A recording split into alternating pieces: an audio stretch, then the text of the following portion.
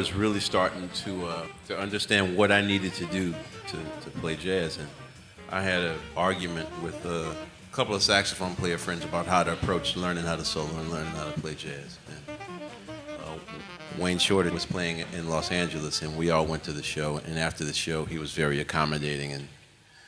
And Wayne Shorter tends to speak he speaks in English. The word's cryptic. Speaks in paradoxes and circles and crazy shit. So the guy said, "Well, Wayne, if you had one piece of advice for us, what should we understand about music?" And Wayne says, "Well, you must understand that notes are like people, and that you have to go up the steps and greet every one of them." And nobody knew what that meant. So the guy comes to him with a chart and says, like, "See right here on this chart when you played this." And Wayne says, "Man, I don't want to see that, man. What are you doing? You just need to learn how to walk up the steps and greet each note." So I had a recording. I said, "Well, let me play this solo for you." When one of Wayne's solos when he was playing with Miles, playing Stella by Starlight. And he said, "Now listen to the solo." And then he says, "Go up the steps." And he played something that ascended, and he says, "Now you go down the steps," and then he played something that descended, and I went, "Oh, God, that's okay." And when we finished listening to the solo, the guys kept asking him technical questions, and he says, "Look," and he says, like, "rhythm changes. You guys know rhythm changes, right?" And he says, "This is how Lester did it," and he played some Lester Young phrases.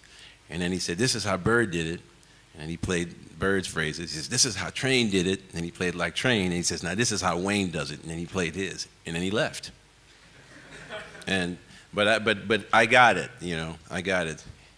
Well, what I got out of it was that I had to go and learn some Lester Young and some Charlie Parker and some Coltrane and really understand these solos, because Wayne was like my all-time great hero, and I thought I knew a lot about his music, but it was clear to me that if I didn't go through the process that Wayne went through. So when I started learning all these other solos, then I started to understand Wayne's playing a lot better.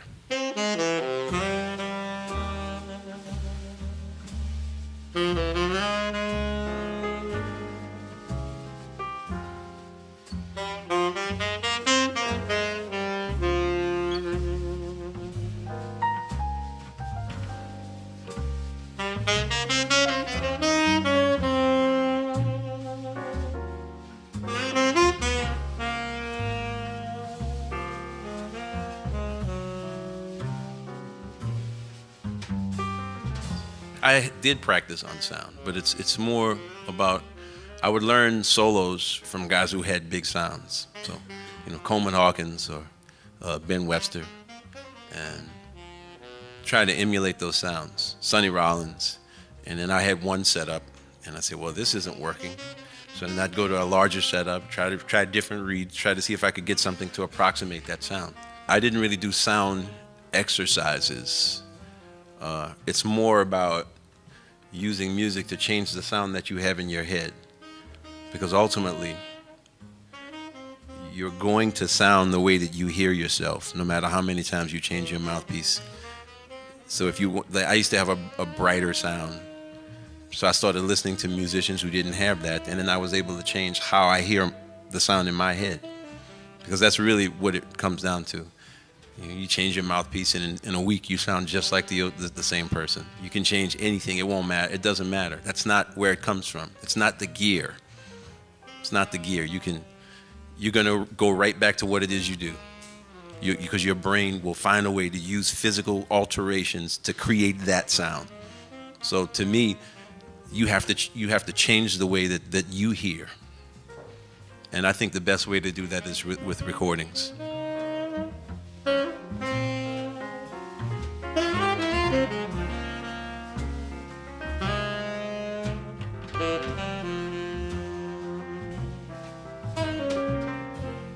There's a difference between playing an instrument and playing music. Those are two separate things.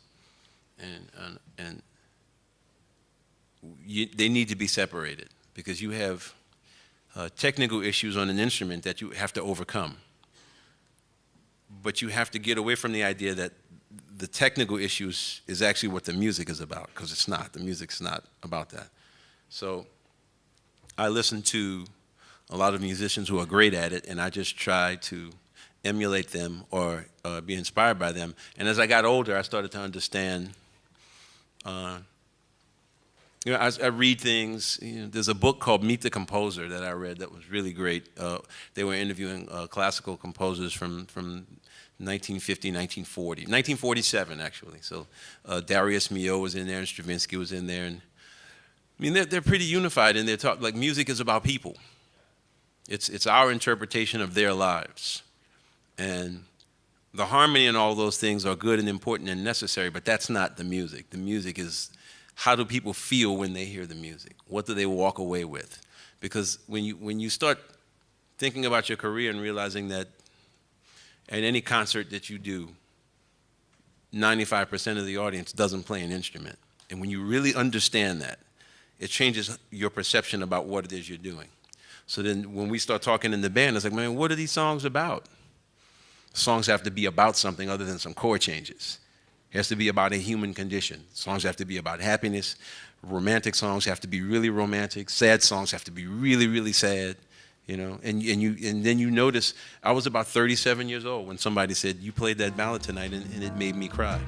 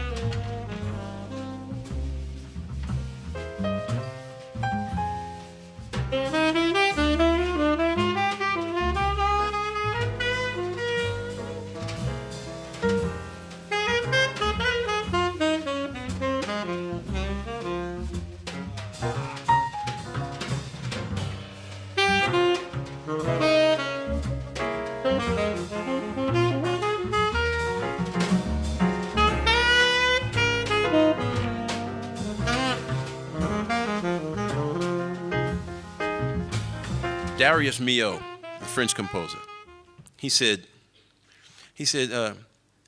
any good student of music can develop a brilliant technique. He says, they all do it. Everybody's competent in that. He says, but it just doesn't mean anything. He says the most important thing that a composer can do in our time is write a song that has a melody that so strikes a listener that it's almost like they feel they have to put it in their pocket and they walk around whistling it all day. That's the power of what we do.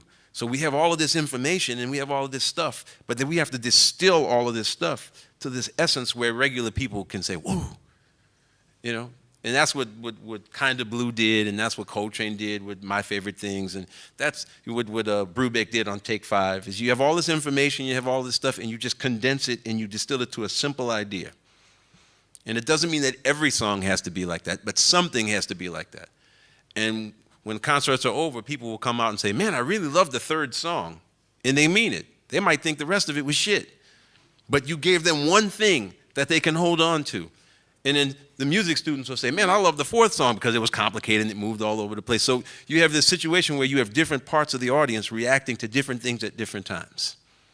And I think that's a successful formula for playing music and having people pay money, because as much as they're supposed to be hearing you, they're also seeing you.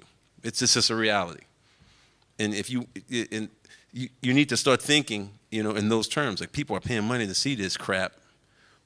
What are we going to give them? And that's when, around 1990 was when I started thinking it. And it took a long time after that, mostly because if I hadn't gone on that television show, I might have got there 5 years sooner. But I did this television show, and then when we left the show, it was like starting all over again. Oh, where were we? Oh, yeah, learning how to play ballads, right. It's like one of those things.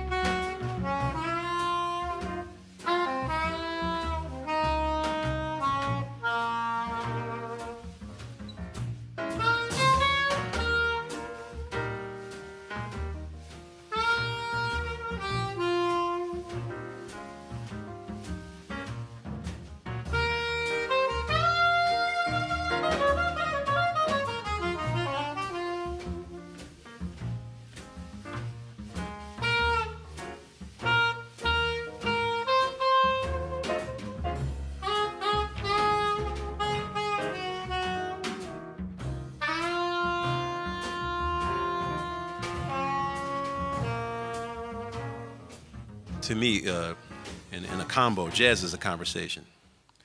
And like you and I are talking right now, I mean, you didn't go home and extract some sentences from a piece you like and tell them to me now. You ask me a question, I have an answer. I ask you a question, you have an answer, and that's what music is to me. We should be having a conversation, and the conversation should be as unprepared as possible. You know, so it's like listening to Sonny Rollins. That's why he's the greatest improviser in the history of jazz. Because when you listen to him, it's like he learned all of the technical stuff, the patterns and the scales and all of that. And then he learned 10,000 songs that are so ridiculous. You hear him play songs that are so far removed from what jazz is, circus songs, classical pieces, and they just come out in his solos at times, and you say, what the hell is that? And it might be years before I figure out what the song is. And what it is that he has so much information in his head that he can talk about anything. And the song can start, and he just starts playing. And it goes in directions where you don't anticipate. Whereas with other guys, they have this conversation, and it's an amazing conversation, but they tend to repeat the conversation a lot. And we tend to call repetition consistency.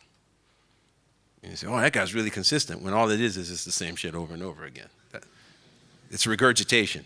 That's what it is. It's not improvisation. Improvisation is supposed to be improvised, not repeated over and over and over again in every song in 12 different keys. Now, there are guys, and that's the only way they can approach it. And you say, okay, well, great. That's just not what I want to do. You know, I don't think that everybody in the world should embrace my philosophy, but my philosophy works for me. And I want to, when I'm on stage playing, I want it to be as fresh. I want to surprise the guys in the band too, and they'll hear something, go, "Whoa, where'd you get that from?" And it's true. I say, I don't know. Just, you know, you learn all this music and it sits in there, and then it comes out whenever it feels like, and sometimes it surprises you. I like that method. It works for me. Yes. Yeah, Harvey Patel. He's a saxophone player. He teaches out of the University of Texas.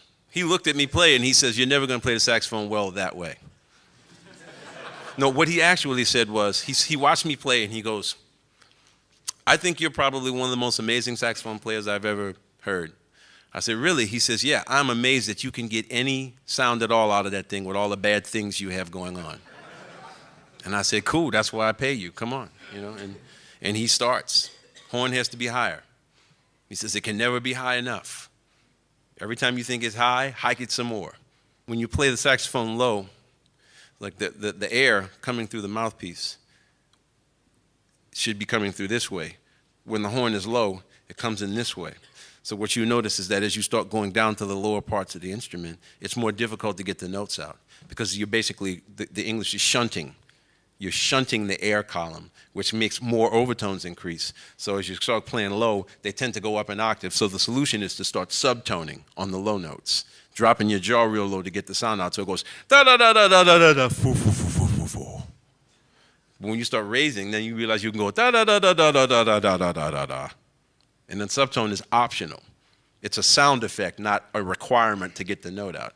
And you listen to all those old jazz records, and the guys play real low, and they can't play in the lower register. But if you see pictures of Charlie Parker, horn is high. See pictures of Coltrane, horn is high.